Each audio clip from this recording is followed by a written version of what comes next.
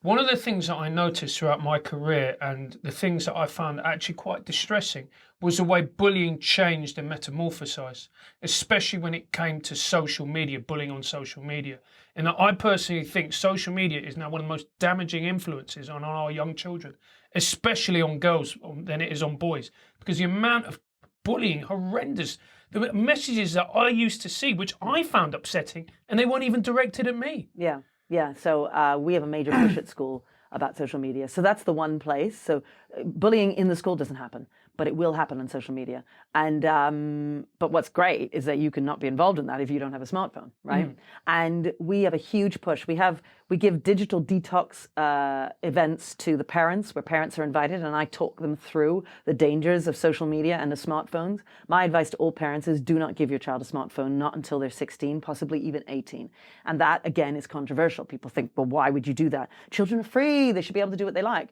Well, you can do that. There was one young man, not at our school, who was with tech, posting certain things on YouTube, insulted a South London gang. He was knifed to death. There are other children I could tell you about who they get involved in criminal activity. They get involved in gang activity because they meet these people through unsupervised access to the internet.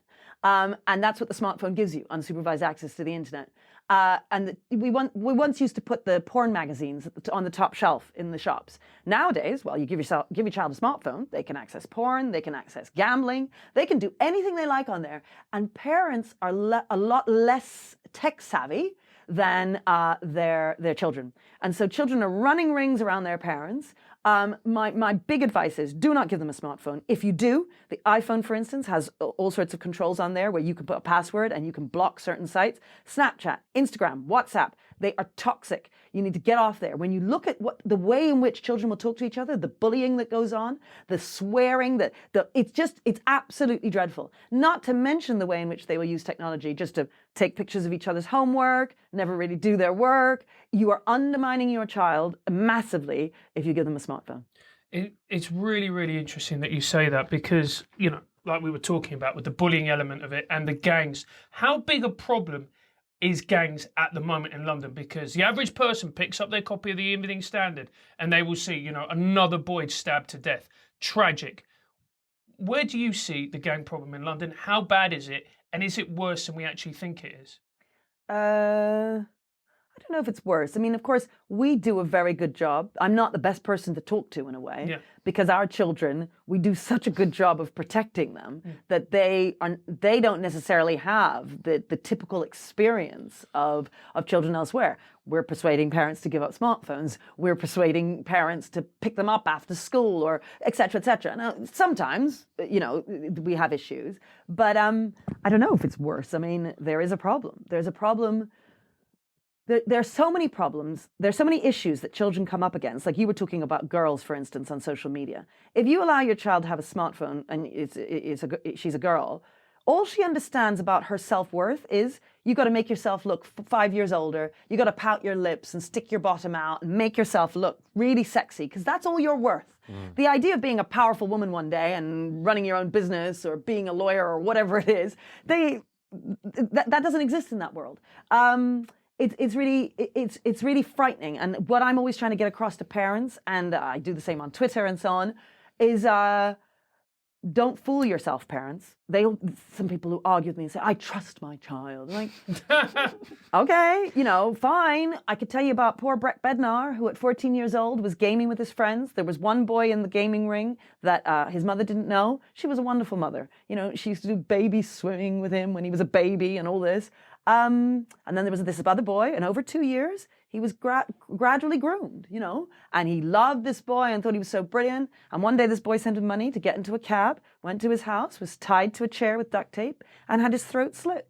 Now, if his mother had not allowed him unsupervised access to the internet, that boy would be alive today. And what happens, I could tell you about Kaylee, I could tell you about Molly the other day, who sadly committed suicide because of all the self-harm images she was sent via Instagram and via, it may have been Snapchat actually, I don't know which one it was one of them, and Pinterest kept on sending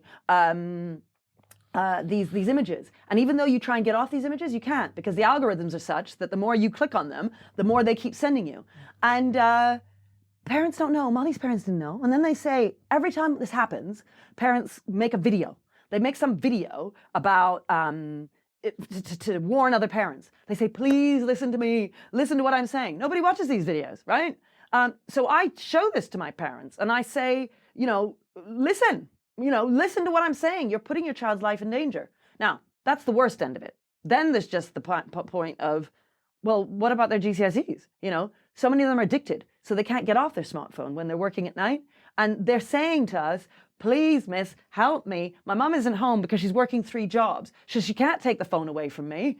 What do I do? I'm addicted and I can't get ready for my GCSEs. It's a major problem. And I genuinely think that the smartphone will increase the division between the poor and the rich. Because it's the rich who argue with me and who constantly say to me on Twitter, oh, but my child is fine. What are you talking about? And I'm telling you, because they're at home. They have the nannies and the tutors, and they're able to monitor their child's use of social media. And what they don't understand is that those ideas filter through, especially when journalists. So I spoke to Toby Young recently, and I was telling him off for saying that Fortnite was okay, because he writes about these things. And I said, you are a talking head, and you have responsibility. You cannot talk about this stuff, because actually your boy's probably going to be fine. But what happens is those ideas trickle down to my families, and we at school are struggling on the ground. The people who support me 100% on Twitter when I say this stuff are teachers, because the teachers get it, they see it. And I'm telling you, in 20 years, there will be controls on these things. They will be giving out warnings, just like they do for cigarettes and alcohol and driving and getting married and having sex. All of these things are banned to children. And I'm telling you, I was just thinking about it on the tube on the way here today. I was watching all these people on their phones. And I was thinking, isn't it interesting how Steve Jobs has given this extraordinary thing to people, and he's not here to see just how damaging it is.